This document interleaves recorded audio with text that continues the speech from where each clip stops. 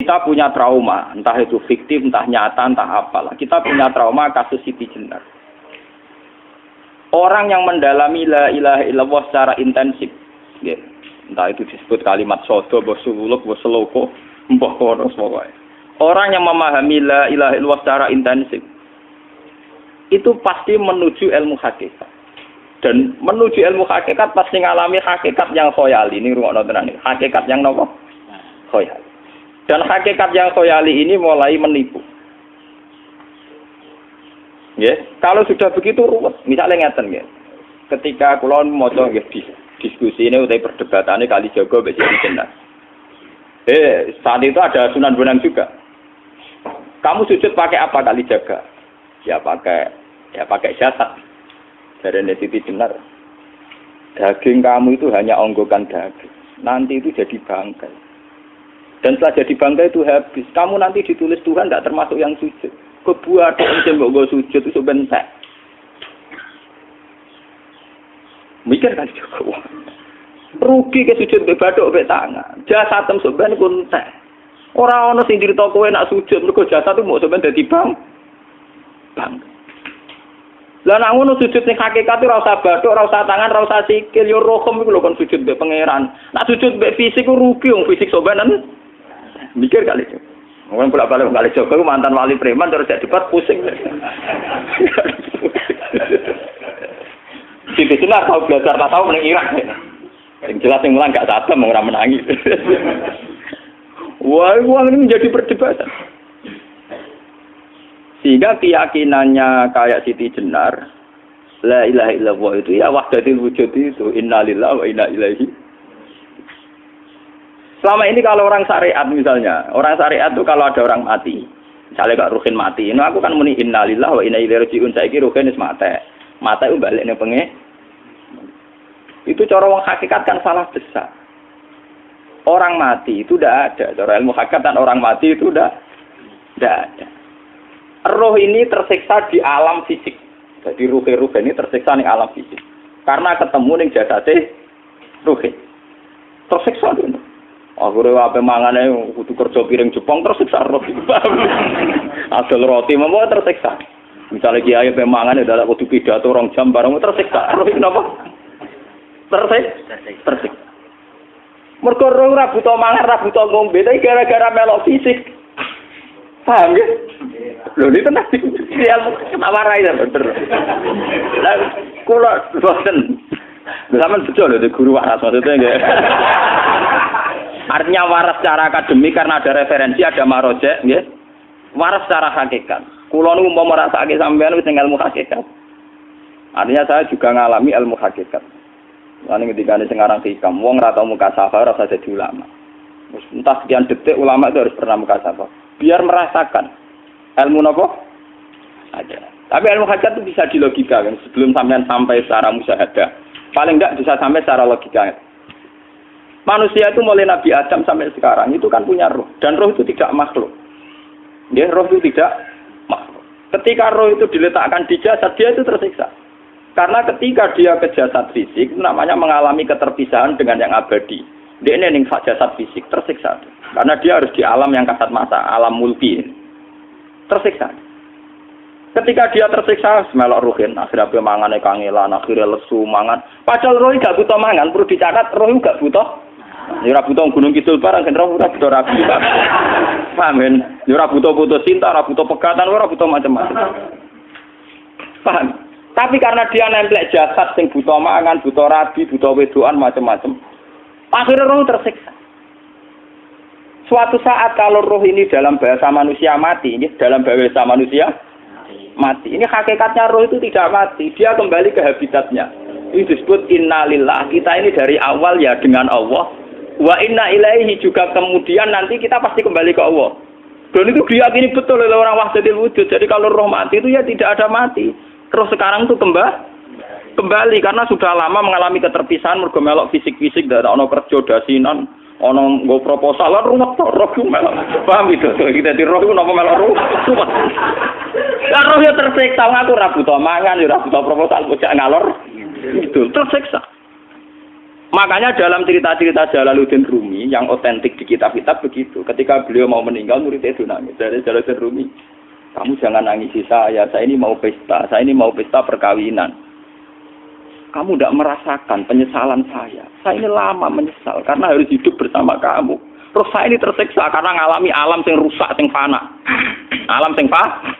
Harusnya roh saya itu di alam abadi, bukan di sini. Maka jangan tangisi kematian saya. Kematian saya adalah kembalinya roh ke habitatnya. Semenjak itu kematian dianggap malam perkawinan. Karena roh kembali. Walhasil nguniku cara ilmu tasawuf bahasa Arab jenenge wahdatul wujud. Kena Jawa, Yogyakarta, Solo, Keadaan jenenge manunggaling kawula. Mergo sing rawan ngono rugen. Pak iki tak terangno detail. Jadi batuk mesti iki buku sujud kan. Niku sampeyan ilang. Dadi seksine ora ono cara teorine sinten Siti? Rugi kowe. Bukan jadi ya kentur. Kali coba mantan preman jak debat terus kowe ora ngono mbok terus tak pateni kowe. Lah debat ini biar ra iso. Premane kumat. Ya sam preman jak debat ilmi. Ngono ku model. Kali Joko yo ora salah. Dhisik Sayyidina Umar nggih ngoten. Umar sahabat top. Lah isih debat atau milih tak patenane ya Rasulullah. Gak iso dene ilmiah. Mantar preman pasar rukat terus jadi sahabat top. Debat yang milih mate. Ada wonten cerita wong Yahudi njaluk keputusan Nabi. Bareng wis diputusno Nabi cek mamang. Ndak tenang keputusane ngono dalam sengketa duniawi. Bariku takok ya Ali. Ya Ali, aku mau sowan ning Nabi Muhammad. Dikai keputusan tapi mamang cara kowe pilih. Sampai Ali dikai keputusan persis kanjeng Nabi. Cek mamang neh takok Umar. Takok Umar aku mau sing Muhammad, ning Ali dikai keputusan kok mamang, Mar. Cara kowe piye? Urusan dunya. Enteni iki. Entah dia melepuh buat apa? Uang diputus Nabi ora marah. Buat mati. Gawe. Mereka mantan apa? Cara mantan intelektual atau intelektual kan ya wajar wong Yahudi kok percaya Nabi. Kan bareng cara Ali sederhana. Gak percaya wis kandhani. Ora mesti cara Ali tenan. Lah ora bapatene. Ya wajar wong Yahudi kok percaya Nabi, nek percaya ora situ Yahudi Muslim. Lah Ali situ Gus Dur. Are Gus Dur beda piye tenang. Ali nyen ngoten watake ngoten. Nasibe padha. Ali itu ilmuwan yang jadi presiden gak sukses. Sing niru Gus Dur. Mergo ning dinggo nek wong pinter mimpin ra sukses. Wong pinter gampang maklumi. Lah misalnya kita dadi kiai wong pinter. Kaya santri ini pacaran. Maksud itu jangan ana cawe wedok. Wah, ruwet. Terus malah dalil dinalina subuh syahwat minan. Piye padha tanpa pelaturan ta? Paham ya? Ruwet ta? Mulane aja geman, iki kiai pinter teman-teman aja geman. Sing biasa wae ana syariate sithik-sithik. Sing kamane ana santri pacaran tersinggung, ana santri nakal tersinggung. Sing ana rasane lha donya ana napa?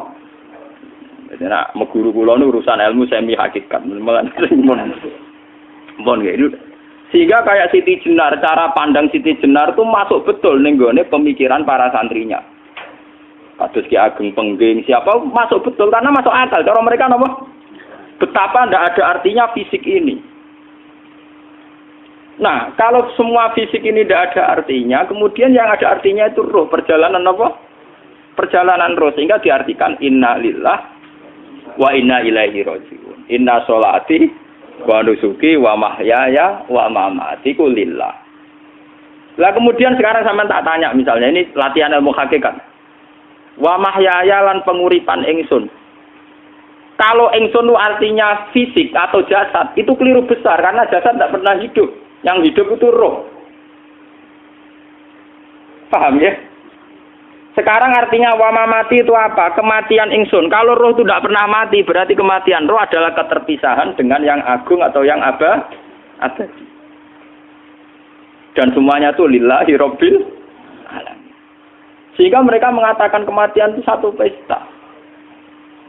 Mulane kados Bilal ditakoki, ya Bilal, ketika murid-muridnya nangis bergape mati, Bilal ge seneng ae.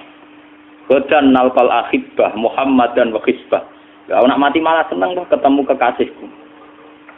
Sebab itu kematian tidak pernah jadi problem bagi mereka sing soleh, sing menembus ilmu hakikat.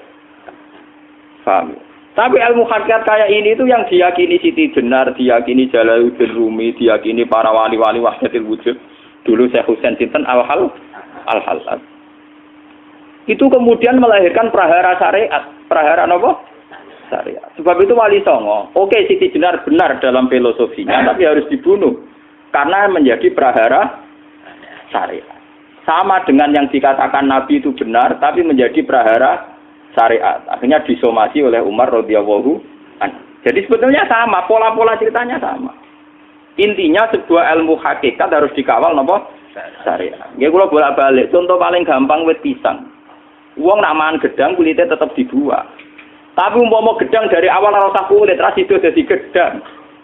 Paham nggih? Meskipun kon ape dipangan ya dibuat. Tapi kita tidak bisa membayangkan pisang dari awal tanpa napa?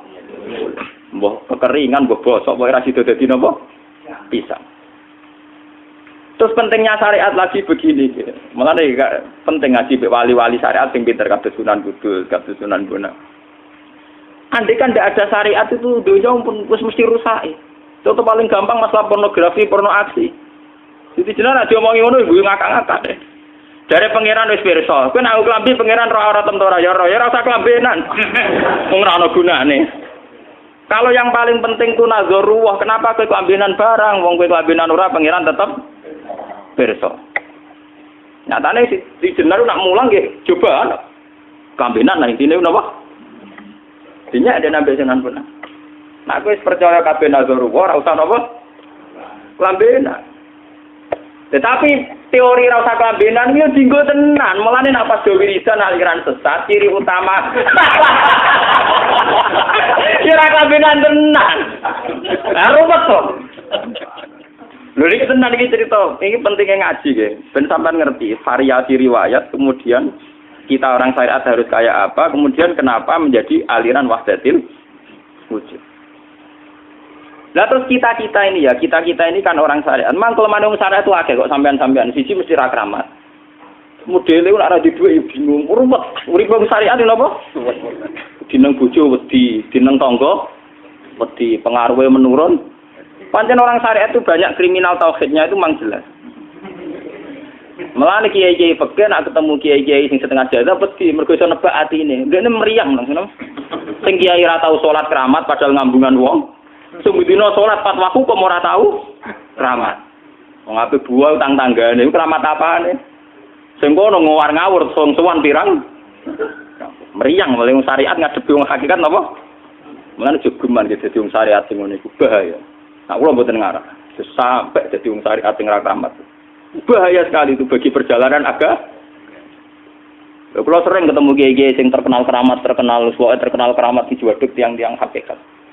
Ditantang kanca-kanca kula wani, nah tantang aku tetep rawani kok. Mikir deh. Karena orang yang sama-sama ke jalur hakikat tetap punya alamat, tetap wonten simahum fi wujuhi min atsari sujud. Cara pandangnya mesti sama. Kalau nanti ketemu murid, ya artinya yang ikut aliran Siti Jenar, dia ada sholat, ada apa, hidup di satu tempat gitu. Padahal dia bisa baca ihya. Dulu pernah mondok di Mekah, pernah di Irak. Itu ya meresahkan para kiai. Kemudian sebagian mereka minta saya suruh ketemu. Ya walhasil kalau ketemu. Ketemu pertama gitu. Jenengan Gus Ba, tapi zaman roh jenengku tetep rata arani muka sapa. Nggih biasa mawon. Kula ora usah kenal jenengan nggih kenal. Dadi kula nggih biasa mawon. Lah niku pernah ngajar-ajaran. Saya Gus ning donya tak enteni mau turu ngenteni mati ngono Gus kok repot. Jawaban kula terus enak. Sampai jare wong hakikat wong ngenteni mati barang. Ya mati yo saiki iku. Terus ngenteni saiki padha-padha wis napa? Wis mati. Ya saiki wis padha-padha wis urip. Wis padha kabeh. Nah cara ilmu hakikat kan terus sama semua. Napa? Sama semua. Tadi makanya itu tadi. Kalau baleni malih logika hakikat itu begitu ya. Roh itu ditiupkan oleh Tuhan ke kita. Kemudian roh karena ikut alam fisik, alam jasad, roh ngalami yang kita alami. Nggih. Ketika roh ngalami yang kita alami dia tersiksa.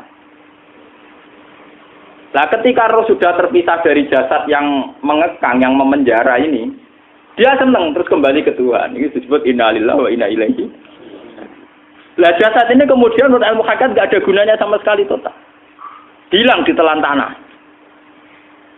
Lah kalau begitu jasad iki nak mbok agul-agulan. Gusti bathuk kula tak nggo sujud tangan kula ndi buktine tanganem wis ora ana. Bathuk wis ora. Mulane dari Siti Jenar, hanya wali bodoh kayak kalian yang punya ajaran bodoh begitu. Malah rasupan terus.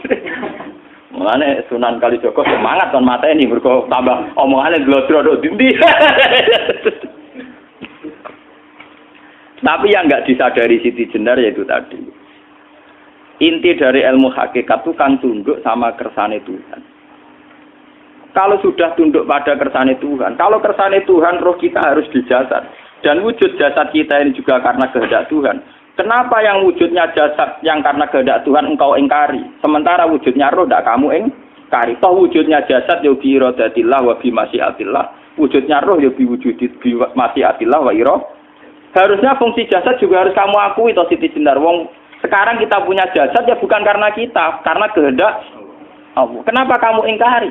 Berarti kamu ingkari kehendak meneng Siti Jenar.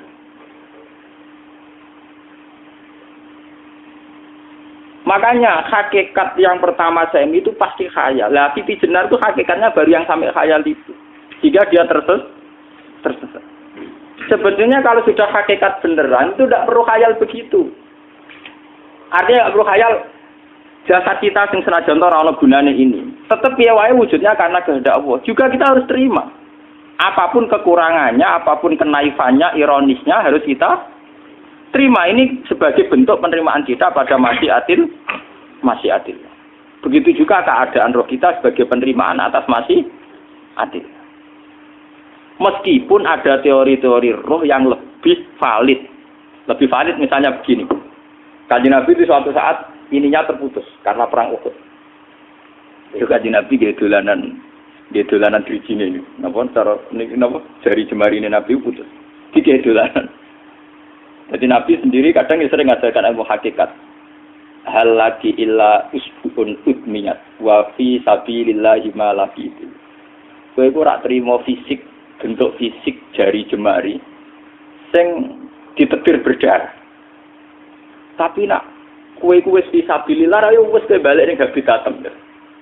Jika kenapa para sahabat itu ketika dicincang, ketika putus tangannya, putus kakinya, sahabat yang usul ke ilmu hakikat itu malah senang. Karena jasad kita ini kan ila sabilillah menuju jalan Tuhan. Sekali dia sudah terluka fisabilillah itu sudah menemukan formatnya. Cara teori Cina sudah menemukan formasinya. Paham gitu? Ora kok malah ngeluh itu berarti goblok nek ngeluh paham no? Paham kenapa? Jadi, makanya Nabi ngertikan ya itu sudah ketemu formatnya. Ketika rohnya para syuhada nanti kembali ke Tuhan ya ketemu formatnya lagi. Itu disebut wala taqulu lima yuqtalu fi sabilillahi amma. Dia tidak mati sesuai formasi awal, yaitu roh kembali ke Tuhan dan jasad ikut mengawal. Nah itu Nabi kadang ya pakai ilmu hakikat begitu. Mulane kula bolak-balik matur, kula niku nggih mulai umur 20 tahun napa pinten. Kula asline nggih gadah penyakit dan ekstrim penyakit saya. Sampai saat ini kula nak ngobatno ndak lebih 50% nggih karena saya tetap berpikir. Misalnya cara syariat kan berobat, tapi cara hakikat apa betul keberadaan saya di alam ini penting. Sehingga aku kepengen urip tak bela-belani ngantek atusan juta. Jangan-jangan penting mati ikuti bang urip. Lah nak ngono lha apa tak bela-belani? Entek atusan juta. Jadi misalnya kita berobat ya mau ya dari nabi kan berobat ya berobat. Pokoknya kita Islam nggak sih mau geruda-gerudu kadang orang paham. Sekali kamu mengamati dengan sisi hakikat, coba sekarang sampean pikir, coba sekarang nggak pakai logika hakikat, pakai logika syariat saja. Saya ini misalnya asetnya 10 juta, misalnya, saya punya aset 10 juta. Tapi misalnya aku rugi nawan atau dipengaruhi di masa depan sama nih, kalau pulau kan soalnya cara teori di masa misalnya pulau rugen, artinya kere di duit 10 juta aset. Tujuan saya sembuh kan supaya aku iso sembuh sehat, engkau iso kerja untuk anak. Tapi karena saya sakit nanti operasi tidak 10 juta. Operasi tidak 10 juta. Wong aku repair mesti iso marisi anak. Apa meneh nak duit 10 juta tak ada gue berobat malah jelas ra iso marisi. Lah nak ngono penting matiku ya dibanding 10 juta. Karwan iso diwaris langsung. Sementara anak aku mari dibiayai 10 juta, rong mesti mari 10 juta mesti entek. Artinya tidak ada jaminan kalau berobat itu secara visi ke depan lebih baik. Soalnya malah ngentekno donya nggak jelas akibat positifnya. Misalnya tetap lumpuh duwe teori loh. Bapak artinya apa? Teori hakikat tetap lebih benar bahwa hidup itu tidak ada artinya. Semua itu tidak ada artinya. Berobat apa enggak berobat semuanya tidak ada arti. Teori loh gini. Sehingga kalau kita tengah-tengah aja tengah-tengah. Kados kula misalnya loro nggih berobat. Gusti separuh kalau ngelakoni syariat, tapi sebagai kalau ulama fikih separuh kalau lakoni apa? Jadi kalau tetap buatan ngarah obat 100%. Tapi orang ngarah berobat wong kula tiyang apa? Syariat. Tapi memang faktanya itu begitu. Cara Kanjeng Nabi kadang Kanjeng Nabi berobat. Kadang Kanjeng Nabi wis nikine tercincang dige guyonan. Wahal lagi illa usbuun udwiyat. Ora apa driji sing gak melok-melok. Nah, bukti bahwa jasad ini begitu tidak penting. Kayak Sayyid Hamzah. Mulai Sayyid Hamzah nganggep wahyu bentone ra karuan. Kalau teori Siti Jenar itu benar, teori Jalaluddin Rumi benar. Benar teorinya lho, ora kok ra salate lho, nggih. Maksudnya kok nganut ra salate. Benar cara analisis roh. Ketika Sayyid Hamzah dinyatakan mati oleh manusia, oleh hukum manusia dinyatakan mati karena dia sudah tidak bergerak. Dalam teori hakikat kan rohnya Sayyid Hamzah sudah fi khawasili tuyurin khudrin. Rohnya sudah diambil Tuhan. Tidak mati, paham ya? Ketika rohnya Sayyid Hamzah sudah diambil, jasad ini sudah tidak punya rasa. Sekarang secara syariat kasat mata kita tahu, wong jasad nak diinfus, di sayat-sayat dioperasi ora kroso. Apa meneh saiki ruhe wis bisa. Lha ya jasad itu cek gampange, dioperasi dibius saja terus tidak kerasa. Apalagi rohnya sudah diambil. Lah saiki bayangkan ketika Sayyid Hamzah itu sudah di atas, niku kira-kira delok Wahsi ra wong bentuk. Lho wong kok baca igabus. Ketika jasad benar-benar tidak penting, kemudian jasadnya Sayyid Hamzah kan dicincang oleh Wahsi. Ketika rohnya sudah diambil kan Hamzah tidak merasakan. Berarti Sayyid Hamzah guyu-guyu Wahsi. Wahsi cek bentuk nih gabus dicincang. Paham ya? Lho niki tenan. Artinya ketika pandangan manusia iba kepada Sayyid Hamzah karena dicincang, dimutilasi oleh Wahsi tidak ngalami Pak Sinten, Sayyid Hamzah tidak ngalami apa-apa karena rohnya sudah bersama Tuhan. Dan iso wae Sayyid Hamzah malah guyu-guyu Wahsi. Cek gobloke. Gabus kok dicincang. Lah nak ngono rak mirip, makanya nggih. Dalam hal ini itu dalam teori roh itu sebetulnya Siti Jenar tidak sesat dalam teori roh. Tapi jangan katakan itu penemuannya Siti Jenar. Siti Jenar itu terlambat. Sebelum itu ada Husain Al-Khallas, sebelum itu ada Jalaluddin Rumi. Sebelum itu juga ada sahabat, ada nabi. Cuma cara aplikasinya Siti Jenar melenceng. Jadi jangan katakan kok tak kampus-kampus, iku pendapat Siti Jenar itu malah goblok meneh. Siti Jenar iku wis anut, paham nggih maksud apa? Wis anut. Nah, teori yang sama terjadi pada Yesus Kristus. Ketika Yesus misalnya secara lahir dicincang, dimutilasi, diapakan oleh orang Yahudi. Sebetulnya rohnya dia sudah bersama Tuhan, kembali ke Tuhan Bapa, nah cara Kristen. Nah cara Islam ya balik ning pangeran. Andaikan itu iya, itu ya tidak ada masalah karena hakikatnya dia tidak dicincang, tidak dibunuh. Andaikan iya lah, tentu menurut Islam yang dibunuh Yudas atau siapa itu yang masuk bialah. Tapi sama sebetulnya teorinya sama. Kalaupun iya tidak ada masalah. Oke, kalau misalnya Nabi Isa karena ada kontroversi menyangkut dia atau Yudas. Sekarang yang Zakaria dan ya. Zakaria Yahya itu dicincang betul oleh orang Yahudi, matinya dimutilasi. Tapi dia tidak apa-apa. Karena ketika beliau dicincang, rohnya sudah diambil. Ini rumah tenan kan. Ben kira untuk kendel mati paham kan ya. Dadi maksudnya niku kula ajari nak mati itu tidak problem nggih. Niki kalau urip wedi lho. Dan ini bersamaan paham nggih. Kaitan la ilaha illallah ini nanti semuanya sama kaitan sama apa? La ilaha illallah. Ini nanti ujungnya sama dengan la ilaha illallah. Begitu juga seterusnya. Misalnya Yahya kalian sinten? Zakaria. Ketika Tuhan ditanya, jadi tenggene alam malakut pengiran ditakok, ya Allah, Yahya dan Zakaria itu kan hamba pilihan engkau. Ketika dicincang kok jenengan biarkan. Endi Yahya Zakaria dicincang? Aku iku ora goblok dari pengiran. Sedurunge dekne dicincang jasate ruhe tak jupuk. Dadi dekne ora krasa blas. Begitu juga ning tafsir-tafsir sampean lihat wa Maryama Sayyidah Maryam yang istrinya Fir'aun. Itu kan dia iman sama Nabi Musa. Asiyah, ya Asiyah imro'ati napa? Fir'aun. Asiyah imro'ati Fir'aun, ya. Itu kan dihukum oleh Fir'aun. Ketika mau ditumpaki napa? Batu besar. Iku Allah ketika di pangeran, ya malaikat maut, cepat ambil rohnya sebelum dihunjami batu besar. Terus rohnya diambil. Sebab itu dalam hukum Tuhan, Tuhan itu tidak merasa bahwa Tuhan membiarkan Asiyah, membiarkan Hamzah, membiarkan Yahya, membiarkan Zakaria. Dalam hukum Tuhan, semua orang ini roh-roh terhormat. Akhirnya nak anggo teori iki sing nyincang malah goblok, wong gabus goblok cincang ngono lho. Nah anggo teori iki malah berbalik, sing goblok sing nyincang. Paham? Yo ora kok sesuai sampean kiaskan saja. Wong dibius wae disayat-sayat gak krasa. Kaya apa nak ruhe bener-bener wis tercabut terpisah. Rasane ning ndi? Iku sing disebut wala taqulu lima yuqtalu fi sabilillah napa? Lah kemudian roh ini kemana? Nah, roh itu sudah menyatu dengan kalimat tauhid. Mesti roh itu bersaksi la ilaha illallah. Itu sing disebut ning alam roh ketika Allah tanya alastu bi rabbikum mesti qalu bala. Mesti mereka jawabnya apa? Bala. Karena alam roh tentu lebih mudah bersaksi akan keberhadiran dan keeksistensi Tuhan Allah Subhanahu wa taala.